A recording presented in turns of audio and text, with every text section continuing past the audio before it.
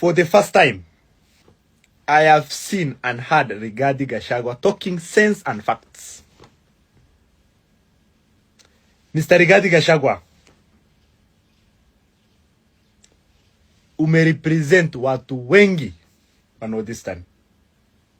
I am personally from Marsabit County, and I have seen dhuluma ile inaendelea Marsabit County.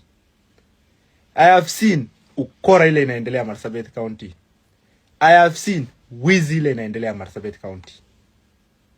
But once you try to talk about corruption in Marsabit,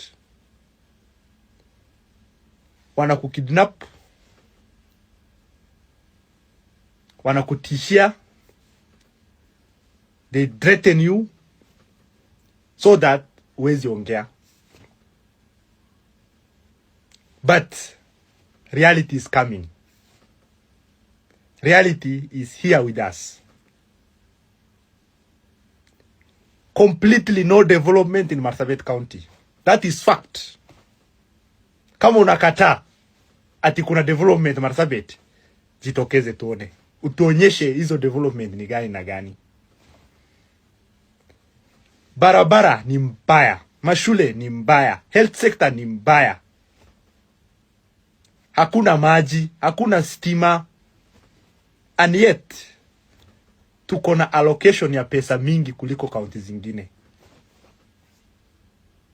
From 2013 up to date, Marsabit County wame receive more than 76.8 billion shillings. 76.8 billion shillings zimeenda wapi? So, Rigathi Gachagua, ile kitu umesema ni ukweli na ni ukweli mtupu. Mimi kama youth from Marsabit County,